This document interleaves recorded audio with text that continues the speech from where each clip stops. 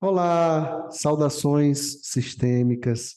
Seja muito bem-vindo, muito bem-vinda a mais uma aula do nosso curso Jornada para o Sucesso, um curso que eu estou fazendo para que você possa encontrar novos caminhos para ter mais sucesso na sua vida profissional, na sua vida financeira. E esse curso é todo pautado num livro do Bert chamado Êxito na vida e na profissão. Tem hora que dá um branco, normal. É esse livrinho aqui, ó. Acabei que eu ainda não mostrei ele, né, nas duas aulas anteriores. É um livrinho bem fininho, ó. Facinho de ler, rapidinho de ler. Então, a gente vai continuar o nosso estudo nesse livro. Como eu disse na aula anterior, eu não vou estudar todos os capítulos do livro, apesar de ser um livro pequeno. Eu vou pegar aquilo que tem mais, que é mais pé no chão, no sentido assim, que é mais fácil de usar para o nosso, de levar para o nosso dia a dia, né? O Bert, como eu já disse anteriormente, mas vou repetir aqui, era um filósofo. Então, ele filosofava bastante, ele viajava bastante no bom sentido. E nesse livro não poderia ser diferente. Só que eu escolhi aquilo que é menos viajante, se é que você me entende, para que você possa extrair o melhor e poder caminhar com mais leveza e com mais sucesso, com mais êxito pela sua vida, né? Quem quiser adquirir, compre, vale a pena, é uma leitura muito interessante. Hoje a gente vai para um outro capítulo chamado Preconceitos da Consciência. É um capítulo bem grande no livro, inclusive, eu não vou ler todos os subcapítulos, tá? Eu não vou ler tudo que tem nele, porque tem algumas coisas que eu acho que não são muito interessantes para o nosso estudo. Então, eu vou ler apenas uma parte dele, boa parte dele, na verdade, tá? Então, nesse capítulo, ele vai falar muito, Bert, da questão da consciência. E quem já acompanha a abordagem sistêmica, quem acompanha o trabalho das constelações, o meu trabalho, inclusive, sabe que a gente fala muito sobre a questão das consciências, né? Da consciência leve e da consciência pesada, que, na verdade, é culpa ou inocência, né? Consciência, melhor invertir. Consciência leve, inocência, consciência pesada, culpa. Tá? É a mesma coisa, culpa e inocência são a mesma coisa de consciência leve, consciência pesada. E aqui ele vai trabalhar bastante isso. Algumas pessoas já me disseram assim: poxa, Guilherme, eu acho a obra do Bert fantástica, mas às vezes eu não entendo o que ele diz, ou então às vezes a leitura dele é um pouco complicada, um pouco truncada. Vocês têm que entender uma coisa: o Bert era alemão, então o linguajar dele, o vocabulário dele, o próprio entendimento dele era um tanto quanto rebuscado, um tanto quanto elevado, adiantado, né? Ele era um cara erudito, que lia muito, que estudava muito. Então, essa galera que estuda muito, que lê muito, que aprende muita coisa, ele não fica com aquele linguajarzinho rasteiro, não, sabe? Os europeus não estavam e não estão preocupados da gente brasileira entender o que eles querem dizer assim, de uma maneira bem direta, como este que vos fala gosta. Quem já acompanha meu trabalho lá nas redes sociais sabe que eu sou um cara bem papo reto, né? E eu sou assim, e eu gosto de ser assim, porque eu acho que quando a gente tem uma linguagem mais fluida e mais simples, a gente alcança mais gente. E o propósito do meu trabalho é esse, é fazer com que mais pessoas cada vez mais tenham uma abertura de consciência sistêmica, para que elas possam amadurecer, crescer, se desenvolver, etc, etc. Mas o Bert não pensava assim, até porque eu acredito, penso acreditando que o Bert lá atrás nunca imaginou que o trabalho dele ia ter um alcance tão grande a nível mundial e principalmente ia dar tantos frutos num paizinho lá no outro continente, né? Ele lá na Europa, eu acho que ele nunca imaginou que aqui do outro lado do planeta, né, a milhares de quilômetros de distância da Alemanha, isso ia frutificar tanto nesse outro continente chamado América, né? No caso aqui o Brasil. Então, é fácil compreender por que que o linguajar não é assim tão acessível. Apesar de que eu não acho tão complicado. Eu acho que poderia ser mais direto, mas, de novo, o Bert não estava pensando nisso. Ele escreveu do jeito que ele sabia escrever, da forma que ele sabia falar, escrever, se comunicar e está tudo certo. Lembretes, antes da gente começar essa aula, deixa o seu like, por favor, ajude este canal, ajude este ser que vos fala a divulgar as boas novas sistêmicas. Então, já deixa o seu like, já se inscreva no canal. Você já viu que aqui a gente tem bastante vídeos, né? São 200 e quase 250 vídeos, ou já ultrapassou 250, não sei de cabeça agora. Vídeos com temas diversos, mas todos eles voltados para abordagem sistêmica. Então, se você puder deixar seu like, se você quiser e puder se inscrever, inscreva-se. Tem muita coisa boa para ver aqui. Lives, muitas lives. Na pandemia eu fiz muitas lives com temas bem diversos. Enfim, tem animações para quem gosta de uma coisa mais lúdica, né? Então, tem para tudo quanto é gosto. Beleza? Outra coisinha, lembrando que em breve nós vamos lançar o nosso novo curso chamado Escola de Postura Sistêmica para a Vida, um curso inédito, um curso longo, não é um curso, não é um workshop de 3 horas, não é um curso de 2 meses, de um mês, é um curso bem longo, nós vamos passar um bom tempo juntos, que é para a gente aprender a ter novas posturas na vida e assim viver o melhor da vida, tá? Mas em breve eu trarei mais informações. Por enquanto, os recadinhos são esses. Vamos para o que importa, porque eu já falei demais para variar. Preconceitos da consciência. Vamos ver, vou colocar aqui em tela os 2 primeiros parágrafos, porque se eu colocar só um parágrafo, vai ficar. Não tem muito o que falar. Então, eu vou ter que ler os 2 parágrafos. O primeiro é bem curto, o segundo é um pouquinho maior, para a gente poder extrair o melhor disso. Ok? Então, vamos lá, em tela, vamos ver. Ao lado dos preconceitos coletivos que decidem sobre o sucesso e o fracasso das empresas, como, por exemplo, o preconceito internalizado de senhores e escravos, muitos preconceitos pessoais decidem sobre o nosso sucesso em uma empresa. Esses preconceitos vêm da consciência, tendo também consequências abrangentes. Então, ele começa dizendo, nesse capítulo, que nós somos levados por muitos preconceitos, né? Em qualquer lugar, na empresa, em casa, na igreja. Igreja é o que mais tem, né? Não começa, Guilherme. Vamos continuar. A consciência decide sob que condições pertencemos e sob que condições perdemos nosso direito do pertencimento, ao pertencimento. Olha que interessante, né? Então, a nossa consciência é que decide se pertencemos ou se temos direito de pertencer. Portanto, a consciência julga, que nós fazemos o tempo todo, desde a hora que a gente acorda até a hora que a gente vai dormir, a gente julga, né? Especialmente olhando nossas redes sociais. Todos os movimentos da consciência são julgamentos. Somos seres, somos juízes, somos magistrados da vida por natureza. Falando mais precisamente, são preconceitos, diz Bert Hellinger. Julgam previamente o que posso fazer ou não, sem um conhecimento exato da situação. Nesse sentido, também são preconceitos coletivos que são pré-estabelecidos pelo grupo ao qual pertencemos, sem que nos seja permitido verificá-los, sendo que essa verificação em si já seria uma transgressão a essa consciência, sendo castigada por ela e pelo grupo ao qual serve. Quando esse pano de fundo nos permanece oculto, tornamo-nos escravos. Aí ele faz uma pergunta no parágrafo seguinte. A questão fundamental que a consciência nos coloca é: o que devo pensar e fazer para poder pertencer? Então, olha que interessante o que ele começa dizendo nesse capítulo, né? Ele fala que nós estamos todo o tempo julgando. Só que esses julgamentos, na verdade, eles são preconceitos.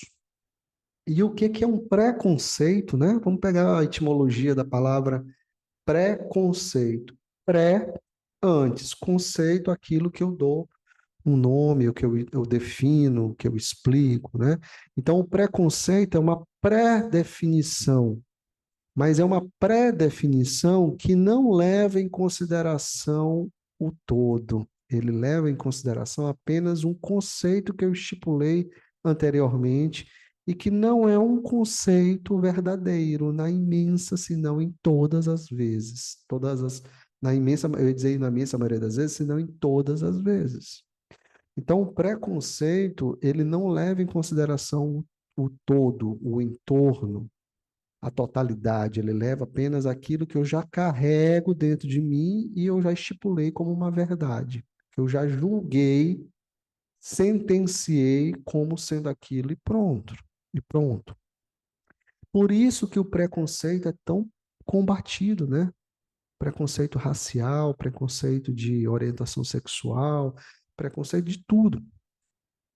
Porque é algo que está pré-definido e que não é uma realidade única, que não é um fim, e que vem muito pautado no julgamento. E o julgamento, gente, vem de quem? O julgamento vem da alma ou do ego? Do ego. É nosso ego que está todo tempo julgando, é nossa consciência, né, que está ligada ao ego, que está todo tempo julgando. E isso nos escraviza, isso nos deixa presos.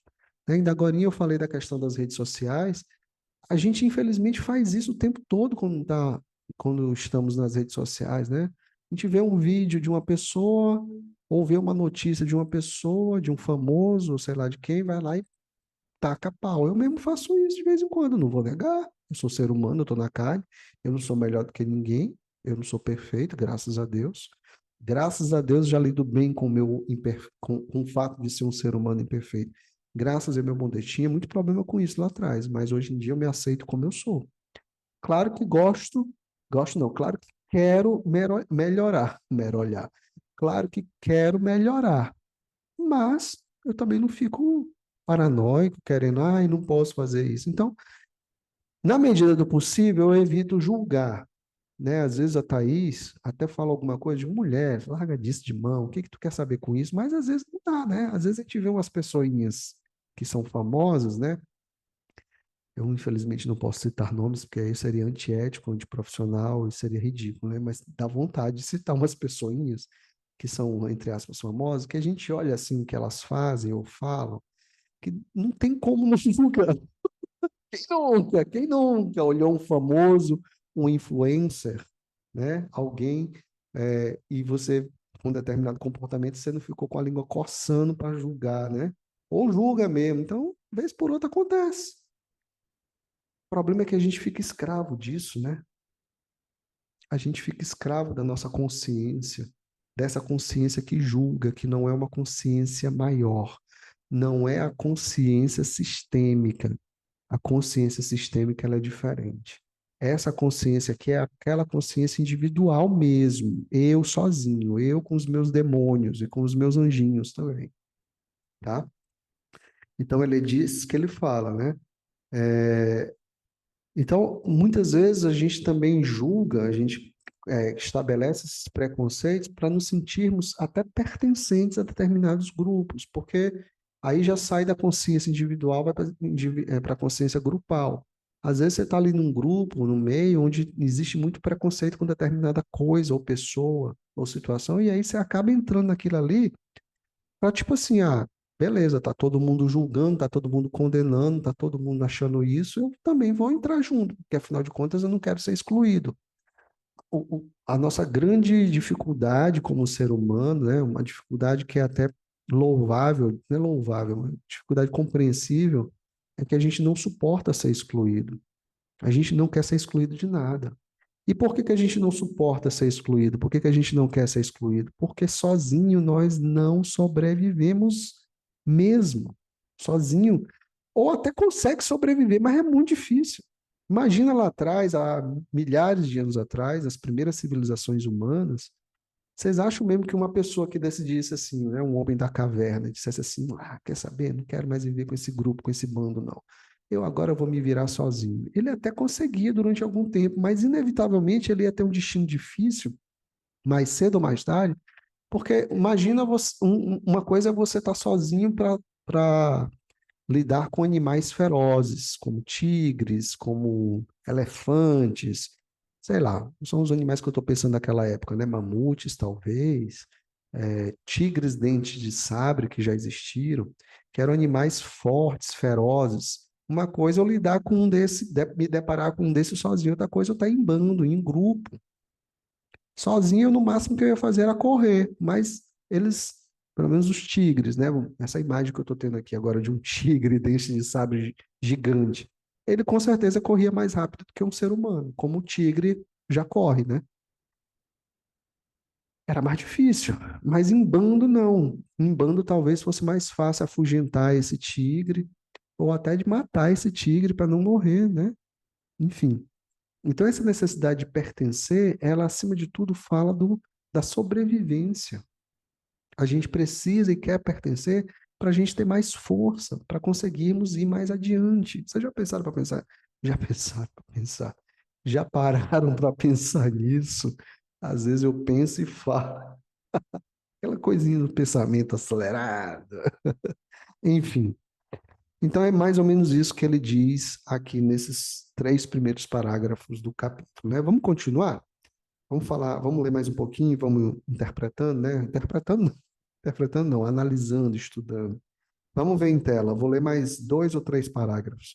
A consciência decide a cada instante se podemos pertencer ou não.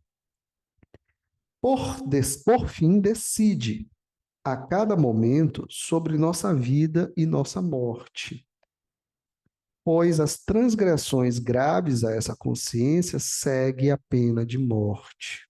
Né? Olha que interessante. Quem realiza a execução? O Bert pergunta. Nosso grupo e, em muitos aspectos, nós mesmos, através da nossa má consciência.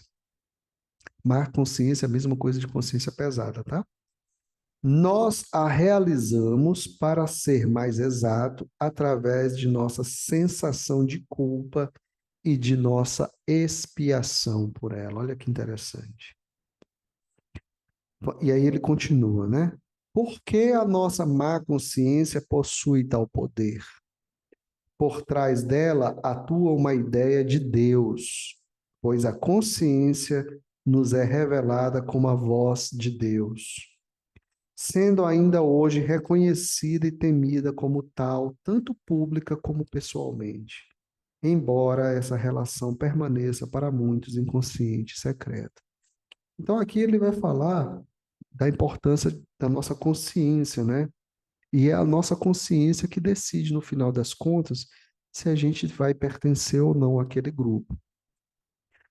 O que acontece muitas vezes é que, para ficarmos de boa consciência ou de consciência leve, a gente acaba se submetendo a certas coisas para podermos pertencer ou nos sentirmos pertencentes àquele grupo, mesmo que nós saibamos que aquilo não é certo, que aquilo não é bom, que aquilo não é saudável e assim por diante.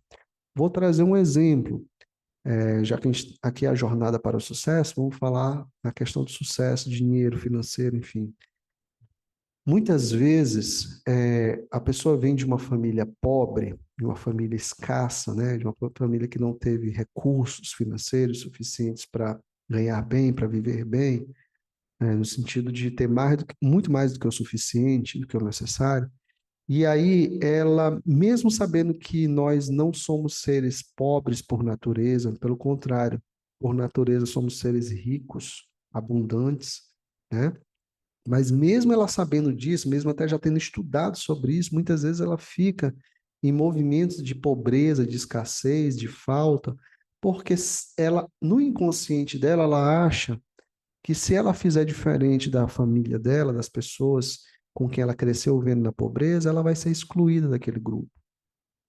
Será que isso vai acontecer mesmo?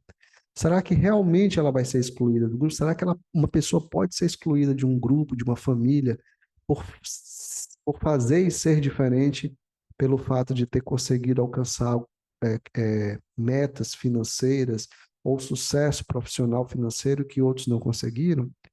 Eu acho que não. Acho que não. Eu acho que no máximo o que vai acontecer é algumas pessoas torcerem o nariz para ela. E geralmente quem torce o nariz para esse tipo de gente são os primos, sabe?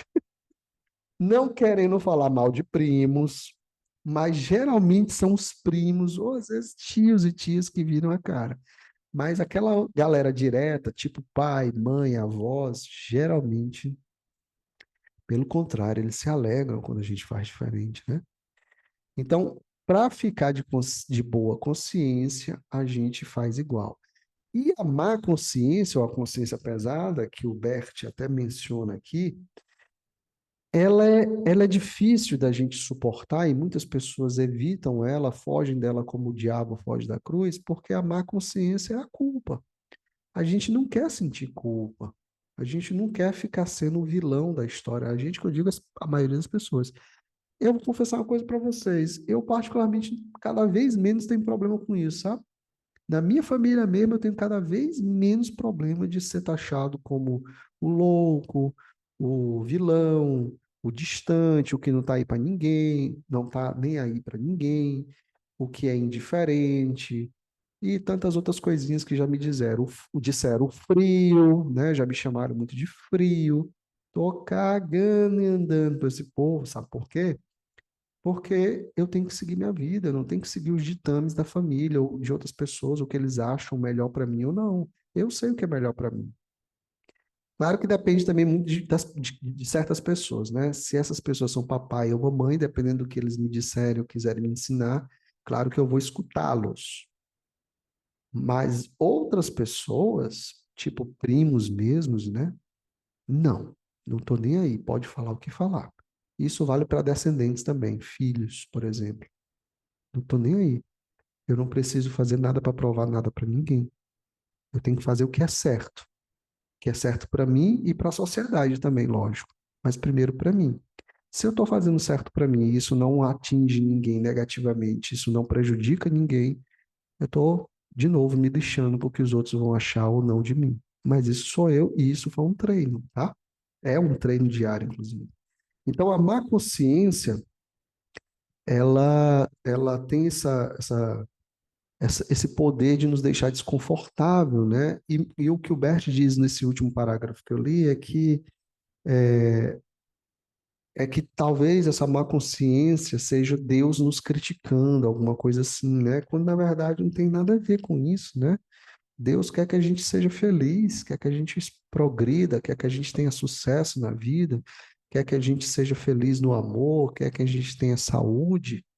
Ele não vai ficar triste se a gente, por um acaso, chatear algumas pessoas porque a gente está agindo diferente, mas um diferente para o mais e não para o menos. O que que você acha? Diz para mim lá nos comentários o que que você acha. Diz para mim nos comentários se você acha que eu estou falando besteira, se eu estou viajando na maionese, ou se você concorda comigo, tá? Não só curta e se inscreva no canal, não. Também comente, tá? Compartilhe, enfim.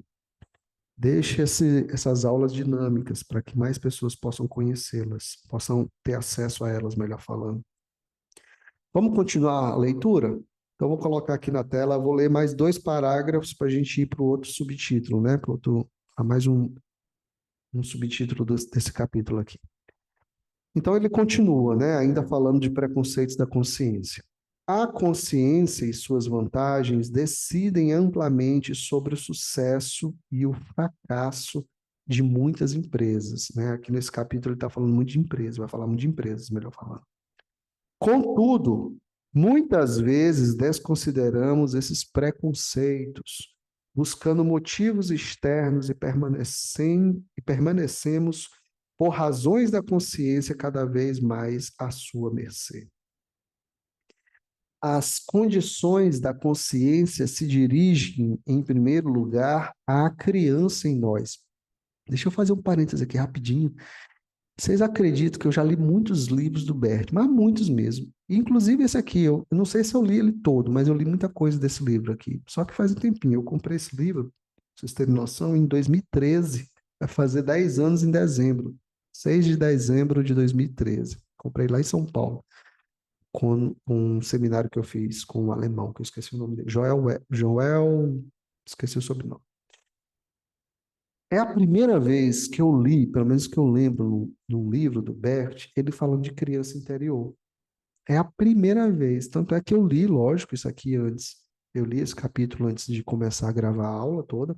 E eu me surpreendi positivamente. Falei, olha o Bert falando de criança interior, né? Então, fecha parênteses, bora voltar para a leitura. As condições da consciência se dirigem, em primeiro lugar, à criança em nós, pois é principalmente a criança quem está nas mãos de seu grupo e de sua consciência sem poder se defender. Senão, não sobreviveria. Por mais insensato que nos pareçam as condições da consciência, é difícil subtrairmos-nos a elas, porque por trás desta consciência existe a ideia de um poder divino que decide sobre o nosso ser e o não e sobre o nosso ser e o não ser.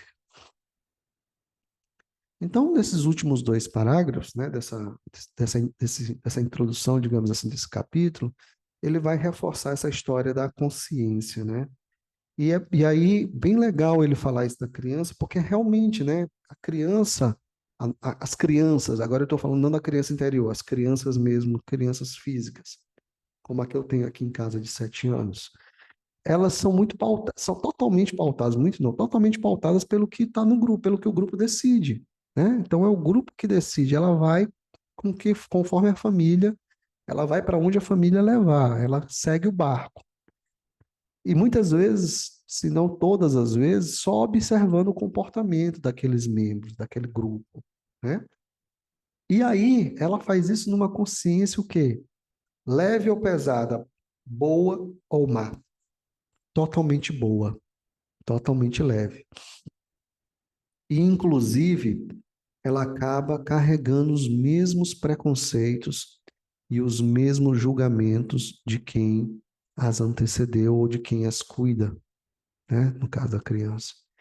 Então, é muito interessante isso aqui, essa introdução desse capítulo, apesar de não ser uma leitura assim tão direta, como eu falei no início, mas o que ele quer dizer, em suma, né, a chave aqui é que, infelizmente, todos nós, ainda estamos em maior ou menor grau presos a uma consciência boa ou uma consciência leve. E essa consciência boa, essa consciência leve, ela é muito revestida de quê? De julgamentos. E esses julgamentos são, na verdade, o quê? Preconceitos. Quando isso acontece, adivinha, dá muito problema, seja no trabalho, seja na relação amorosa, seja com o nosso corpo, seja no nosso meio social, nosso círculo social e assim por diante. Então ele ainda não disse aqui, né? Ainda vou falar sobre isso, mas eu já vou dar um spoiler. O segredo, na verdade, está o quê? Está em sair dessa consciência, tá? Mas não vou falar mais sobre isso não, porque senão eu vou adiantar o estudo. Aí ele continua um subtítulo dentro desse capítulo chamado Preconceitos da Consciência. A riqueza. Então vamos ver o que, que ele diz? Vou colocar aqui em tela, né? Quais são as condições e preconceitos da consciência que decidem sobre o nosso sucesso e fracasso? Olha a pergunta que ele faz. Quais são as condições e preconceitos da consciência que decidem sobre o nosso sucesso e fracasso? Aí ele continua: na Bíblia se transmite um dito de Jesus. Lá vai Bert citar Jesus. Eu adorei quando eu li isso aqui, porque eu tenho estudado muito e tenho visto muita coisa sobre Jesus nos últimos meses. É mais fácil um camelo passar pelo buraco de uma agulha do que um rico entrar no reino dos céus. Gente, quantas vezes vocês já escutaram isso, né? E, infelizmente, quanto que de interpretação equivocada cabe nisso aqui, nessa fala de Jesus, né? Porque, na verdade, ele não quer bem dizer aquilo que a gente pensa que ele quis dizer, sabe? Que a gente interpreta. Não é bem isso, não. Na verdade, Jesus não está falando que os ricos são maus, pessoas más, e os pobres são pessoas boas que vão para o céu, não, tá bom? Não é bem disso que ele está falando. Aí vamos continuar com o que o Bert fala, né? Vamos ver aqui em tela. Qualquer que tenha sido o pano de fundo concreto para esse dito de Jesus, em todo caso, o que foi nos transmitido é que ele se deixava ser convidado pelos ricos e pelos desprezados fiscais do fisco. Sentava-se à mesa com eles e deixava que eles servissem, de forma que alguns diziam que ele era um libertino e beberrão. Pois é, Jesus, ele era aquele cara eclético, né? Ele foi aquele cara que ele não ficava só focado na pobreza, ele sentava na mesa de todos, né? Mateus, inclusive, um dos discípulos dele, que escreveu, inclusive, um dos evangelhos, um dos 4 evangelhos que estão na Bíblia, né? Era um cara que era um fiscal da lei. Mateus era um cobrador de impostos, inclusive uma pessoa muito odiada, né? Porque os cobradores de impostos naquela época eram pessoas, era o demônio encarnado na terra, né? E Jesus não tinha problema com isso, porque Jesus estava a serviço da mensagem dele, da vida, e não da picuinha daquele tempo que, inclusive, a ignorância era o que prevalecia, né? Continuando, ele próprio se comportou como um rico, Jesus. Ele próprio se comportou como um rico quando certo dia alimentou 5.000 famintos. 5.000 famintos, que é quando ele faz o milagre da multiplicação dos pães e dos peixes, né? Na Bíblia também está escrito que, após a sua ressurreição, Jesus procurou Pedro e os outros discípulos para uma pesca tão abundante que suas redes ameaçavam arrebentar e que, por fim, fritou alguns peixes no fogo. Nenhuma palavra de pobreza e renúncia. Gente, olha que maravilha essa percepção aqui do Bert, né? Então, falei esses dias isso nas minhas redes, né? As pessoas ainda têm uma crença muito grande de que Jesus principalmente, né? De que Deus, a espiritualidade, tem a ver com pobreza, com abnegação, com escassez. Isso é a coisa mais absurda e mais falsa que existe. Jesus era um grande exemplo de riqueza e de abundância, só que ele não ostentava, né? Só que ele não era aquele cara fanfarrão, ele participava de jantares, de almoço, mas ele não ostentava nada, ele vivia a vida, mas ele era um cara abundante. Essa é a grande maravilha, né? Vamos continuar. Porém, é certo que num ataque de ira, Jesus derrubou a mesa dos cambistas do templo e gritou: Está escrito, minha casa deve ser uma casa de oração, mas vocês a transformaram em uma cova de ladrões. Este incidente foi uma das causas de sua execução, porque perturbou os negócios dos cambistas no santuário. Pois é, esse é aquele episódio famoso, né, que foi, inclusive, isso aconteceu pouco antes dele ser preso, né, e depois crucificado, enfim. Na consciência, vou continuar lendo, tá? Eu não vou analisar a Bíblia, passagem bíblica, que não é o objetivo desse curso, né? Mas é fantástico o que ele vai trazer em seguida. Vamos lá. Na consciência do Ocidente, esta emoção contra a riqueza e o efeito desastroso para a salvação de nossas almas continua atuando, tanto na vida pessoal como na vida pública.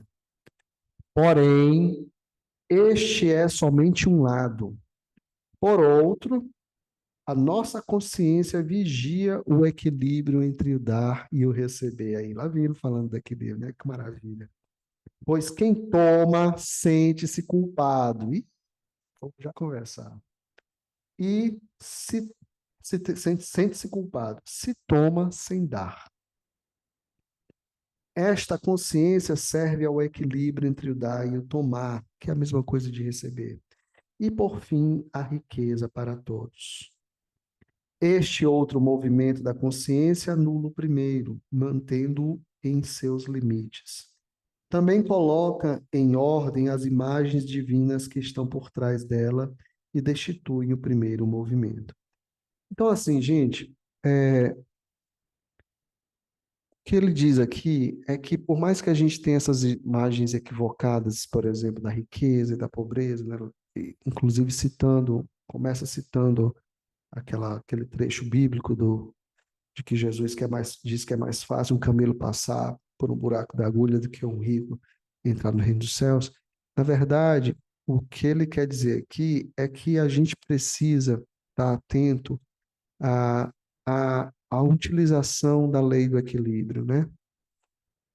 Quando a gente dá e recebe na mesma medida, quando a gente se relaciona de iguais para iguais, eu estou olhando para o computador e olhar para a câmera, Guilherme, quando a gente se relaciona de iguais para iguais, essa culpa que a gente sente só quando a gente recebe e não dá de volta, ela desaparece. Não existe culpa. Existe apenas um movimento fluido de ir, de dar e fazer, dar e fazer, dar e fazer. Dar e receber, melhor fazer não, dar e receber, que é o que a gente precisa para a vida, né? A consciência pesada, ela só existe fora da lei do equilíbrio quando a gente não está recebendo, não está retribuindo aquilo que a gente recebeu, né? Porque quando eu dou, eu me torno inocente. Quando eu recebo, eu me sinto culpado. Quando eu dou, eu me sinto inocente. Quando eu recebo, eu me sinto culpado. Se eu só dou e não recebo, eu fico na inocência. Se eu só recebo e não retribuo, eu fico na culpa. E é isso que a gente menos quer. É isso que a gente, na verdade, não quer, porque essa culpa, de novo, atrapalha os relacionamentos, né? Atrapalha as relações comerciais, empresariais e por aí vai. Então, basicamente é isso, né? Eu achei interessante isso aqui. A nossa consciência vigia o equilíbrio entre o dar e o receber, pois quem toma sente-se culpado se toma sem dar. Então, se eu recebo e não dou, eu vou me sentir culpado. Mas se eu recebo algo e logo em seguida, ou no momento apropriado, eu retribuo, aí não tem culpa, tá? Então vamos lá. Aí ele continua lendo um soneto que ele fez, mas eu não vou ler não, porque eu acho que não fica. Eu sou péssimo para interpretar essas coisas assim, para entender essas coisas. Não é o meu objetivo aqui não, tá? Confesso para vocês que eu não quero ler esse negócio aqui, que eu não vou saber nem como interpretar. Enfim, aí ele continua depois desse soneto, depois dessa história, né, que ele criou. Ele diz assim: vamos ver aqui em tela. Existe uma outra imagem que continua atuando na consciência do Ocidente, influenciando nossa postura perante a riqueza e a pobreza. E agora ele vai falar bastante sobre isso, é bem bacana. Foi representada, sobretudo, ao chamado maniqueísmo, remota a Mani, que foi crucificado como Jesus, mas no ano de 2067, creio eu que depois de Cristo. Os maniqueístas foram perseguidos pelo cristianismo, porém, sua doutrina da oposição entre o reino da luz e o reino das trevas, e nesse sentido, a oposição entre o corpo e o espírito, continua atuando no cristianismo de muitas maneiras. Por exemplo, no movimento de pobreza em muitas ordens religiosas. Aí ele vai falar uma coisa que, né, que eu já até disse agora, mas que é uma praga na humanidade, né, que é um verdadeiro desserviço que muitas religiões fizeram lá atrás. Por exemplo, o movimento de pobreza em muitas ordens religiosas. Vou repetir, para pegar o fio. Também nas demais tentativas de superar as leis do corpo através da renúncia, transformando-se em anjos ao invés de permanecer sendo seres humanos, que é outra coisa, né? Extremamente negativo. Se a gente está na carne, a gente tem que viver na carne, gente. Não dá para querer ser anjo estando encarnado, uma coisa, cada coisa no seu tempo e no seu lugar, né? Mostram-se ainda hoje na oposição frequentemente postulada entre corpo e o espírito e ao mesmo tempo na oposição entre o pobre e o rico. Este postulado, ele continua, remonta à época anterior ao cristianismo, Por exemplo, nós o encontramos no filósofo grego Diómedes, desculpa, e o movimento dos cínicos que o seguiu, isto é, daqueles que vivem como cães. Encontramos na Pérsia, em Zaratustra e na sua região e na sua religião Parsi. Eles também fazem distinção entre a riqueza e a pobreza, como entre o bem e o mal. Então é aquela coisa assim: ricos são maus, pobres são bons. Né? Isso a gente vê que as religiões trouxeram esses conceitos lá desde a época do cristianismo, desde antes do cristianismo. E hoje a gente sabe o quanto que isso é errado, né? O quanto que isso é uma ideia equivocada, uma crença equivocada, e o quanto que isso atrapalhou a vida de muita gente. Vou continuar lendo, tá? Como superar esses preconceitos e imagens? Somente com uma má consciência, ou consciência pesada, ou culpa, com a coragem de ter uma má consciência. Então, ele sugere que a gente supere esses preconceitos e imagens, por exemplo, de que pobre é bom e rico é mal, ficando de consciência pesada. E aí eu pergunto para vocês, quantos de vocês não ficam ou ficavam, sei lá, de consciência pesada quando pensam em ganhar mais do que os seus antepassados, do que seus pais, do que os seus familiares, né? Quantas pessoas não já devem ter se perguntado, poxa, mas se eu ficar rico, o que que será que meus pais, meus tios, meus primos, meus irmãos vão pensar? Isso é consciência pesada. Então a sugestão é: fica de consciência, ter uma consciência pesada, ter coragem de ter uma consciência pesada.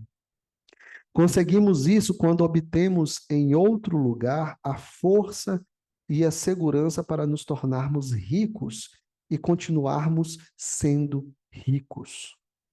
Isto é, se entrarmos em sintonia com o movimento do espírito que permanece igualmente voltado a tudo como é, um movimento além da diferenciação entre o bom e o mal, porque tudo tem igualmente sua origem em seu pensamento, e por isso só pode ser tal como é. Aí aqui ele dá uma filosofada legal, dá uma viajada bacana, né, Alberto? Mas é isso, gente, não tem bom e mal, não tem diferenciação, gente. Na verdade, tudo é bom, né? A pobreza, ela tem o seu lado bom também, sabe? Sabe qual é o lado bom da pobreza? É que quando você está nela, você pode, se tiver um olhar para dentro, um olhar do autoconhecimento, buscar um autoconhecimento, você pode mudar, você pode se transformar, você pode se superar para ter uma nova vida dentro da própria vida. É esse o objetivo, inclusive, da pobreza, da escassez, assim como das doenças também, de tudo que é negativo na vida. E a riqueza, qual é o lado bom da riqueza? É você poder usufruir o melhor da vida, primeiro consigo mesmo e com os seus, e poder ajudar as outras pessoas, e poder servir as outras pessoas. Ajudar não, Guilherme, porque não se trata de ajuda, se trata de um servir. Então, o lado bom da riqueza é que você pode, à medida que você vai se tornando rico, você vai servindo mais e mais a si mesmo e aos outros, com o seu dinheiro, com o seu sucesso. Isso é maravilhoso. Esse é o propósito, inclusive, que a gente deve colocar acima de todos os propósitos com o nosso dinheiro. Sabiam disso? O propósito do dinheiro não é só para pagar a conta, não. Né? Não é só para se livrar das dívidas. Né? Ok? Então ele deu essa viajada, mas muito bom, né? Isso que ele disse, muito interessante. Vamos continuar, já indo para o final desse subtítulo. Toda diferenciação entre bom e mal, espírito e mundo, luz e trevas, anjos e seres humanos, culpa e inocência, melhor e pior, pobre e rico, se comprova ser arrogância. Toma, chinelada. Porque o indivíduo acredita, sob a influência de sua consciência, ou seja, de seu ego, que pode criar um mundo diferente do que é. Claro que isso aqui é uma visão, não vou dizer utópica, mas assim, ainda um tanto quanto irrealista, porque, infelizmente, esse aqui é um mundo ainda muito pautado nas consciências individuais, né? Enfim, então, mas o que ele diz? Que toda diferenciação está a serviço do ego, da consciência. Na verdade, não existe melhor e pior, existe aquilo que é e está tudo ao nosso serviço. Tudo vem para o nosso bem, né?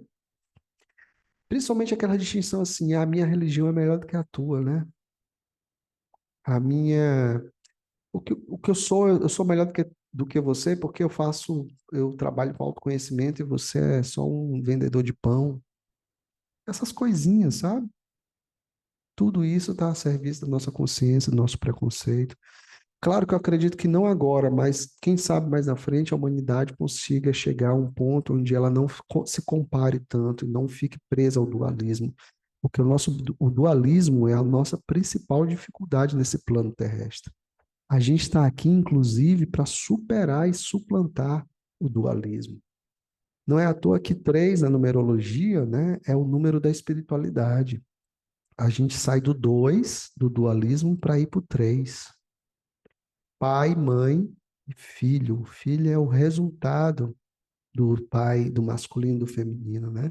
Viajando aqui um pouquinho junto com o Bert. O movimento criativo do espírito, ele continua, você vai ver aqui em tela, é um movimento de amor por tudo, tal como é. Sendo um movimento criativo, dirige-se ao mais do que ao menos, ao sucesso ao invés do fracasso e à riqueza ao invés da pobreza. Contudo, é um movimento de amor. Nesse sentido, seu movimento criativo é um movimento em direção a mais amor, a um amor abrangente, a um movimento de riqueza e sucesso para todos. É um movimento dirigido igualmente a todos, um movimento que serve igualmente a todos. E aí ele conclui esse subtítulo: a riqueza, nesse sentido, é mais do que uma posse pessoal. Essa riqueza serve. Essa riqueza serve. E a sua abundância transborda. Que lindo isso que o Bert termina, né? Nesse subcapítulo aqui, nesse subtema dentro desse capítulo.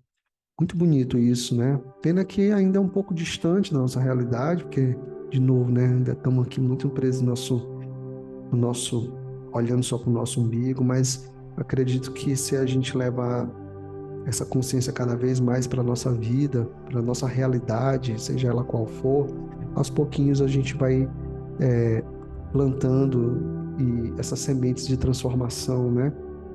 Olhando com mais amor para tudo, ao invés de separar, de julgar, de criar preconceitos ou de se prender nos preconceitos, ao invés de fazer só distinções, ao invés de só estipular isso ou aquilo outro, talvez se a gente começar a olhar mais para o todo, né? Eu vou viajar bastante agora aqui, mas se a gente olhar com um amor para tudo e para todos, aos pouquinhos a gente vai mudando, né?